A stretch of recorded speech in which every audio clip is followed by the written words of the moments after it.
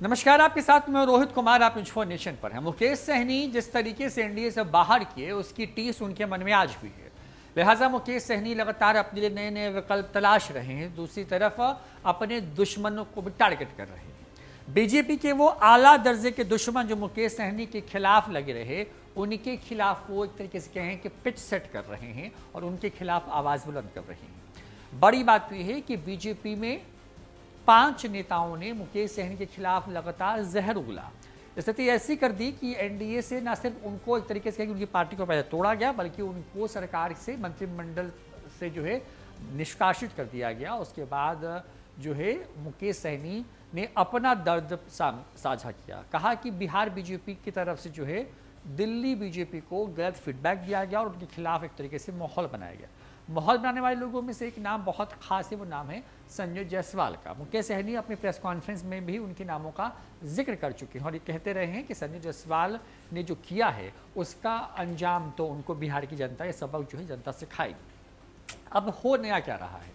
दरअसल मुकेश सहनी को सरकार से बाहर किए हुए करीब अब 1 महीने का वक्त हो चुका है और इस 1 महीने के बाद मुकेश सहनी फिर से अपनी सियासी जमीन को मजबूत करने में लगे हैं। लेकिन इलाका जो चुना है वो इलाका वो नहीं है जो मुकेश सहनी का अपना इलाका है, बल्कि वो इलाका है जो कि मुकेश सहनी के दुश्मन का इलाका, यानी कि संजय जायसवाल का। बेतिया और मोतिहारी, ये 2 इलाके यानी पूर्वी और पश्चिमी चंपारण का, इन दोनों इलाकों में मुकेश सहनी लगातार वहाँ पर अपने कार्यक्रमों को का विस्तार दे रहे हैं। वहाँ पर पहुँचे लोगों से बात कर रहे हैं और संगठन पर फोकस कर रहे हैं। बड़ी बात यह है कि बिहार के, अगर उत्तर बिहार की बात करें तो उत्तर बिहार में खास करके जो पूर्वी और पश्चिमी चंपारण का इलाका है वो बीजेपी का गढ़ रहा है। बीजेपी भी ये मानती रही है कि अगर मिथिलांचल और उस इलाके से बीजेपी को समर्थन नहीं मिलता विधानसभा चुनाव में, तो तेजस्वी यादव तो बिहार के मुख्यमंत्री हो जाते।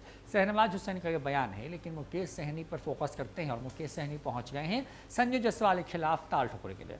संजय जायसवाल वहाँ के स्थानीय डॉक्टर हैं, वहाँ से सांसद हैं, पार्टी के प्रदेश अध्यक्ष हैं और इन 3 पदों पर रहते हुए संजय जायसवाल ने मुकेश सहनी के खिलाफ जब बयान उनसे पूछा गया तो उन्होंने उनके खिलाफ जमकर के बोला और उनके बोलने की वजह से जो है और एक करके ऐसे बयान आए कि मुकेश सहनी के लिए एनडीए के अंदर रहना जो है असहज हो गया।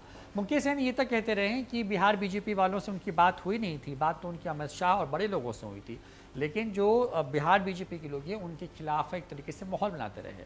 बिहार में एनडीए में जिस तरीके से मुकेश सहनी निकाले गए, ये बात किसी छिपी नहीं है। मुकेश सहनी का दर्द भी कई बार छलक चुका है।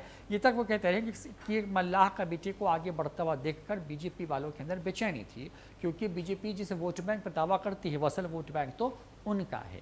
अब मुकेश सहनी जो है वो पहुंच रहे हैं बेतिया के इलाके में और वहाँ पर वो और मुकेश सहनी वीआईपी पार्टी के क्षेत्रीय कार्यालय का उद्घाटन भी करने वाले हैं वहाँ पर, जहाँ से वो संजय जायसवाल को टारगेट करेंगे, क्योंकि उस इलाके में संजय जायसवाल का अपना रुतबा है। वो लगातार जीतते रहे हैं वहाँ से। पिछले लोकसभा चुनाव में तो उनकी रिकॉर्ड मतों से जीत हुई इस इलाके में, लेकिन मुकेश सहनी अभी से ही उनके खिलाफ एक मैदान सेट करने की कोशिश कर रहे हैं। अब देखते हैं आने वाले वक्त में क्या कुछ होता है। राजनीति में दोस्त दुश्मन कब बन जाए, दुश्मन दोस्त कब हो जाए, ये कहना बड़ा मुश्किल सा लगता है। लेकिन मुकेश सहनी कम से कम अब अपनी पार्टी का विस्तार उस इलाके में करने की सोच रहे हैं या प्रयास कर रहे हैं या काम कर रहे हैं, जिस इलाके से आने वाले नेताओं ने बिहार में उनके खिलाफ एनडीए के अंदर ही एक तरह से कहें कि उनको बेइज्जत किया और उनको पार्टी के उनके विधायकों को तोड़ा और साथ ही साथ उनको एक तरीके से कहें कि टारगेट करके उनके पॉलिटिकल करियर को डैमेज करने की कोशिश की। फिलहाल इस वीडियो में इतना ही। नमस्कार।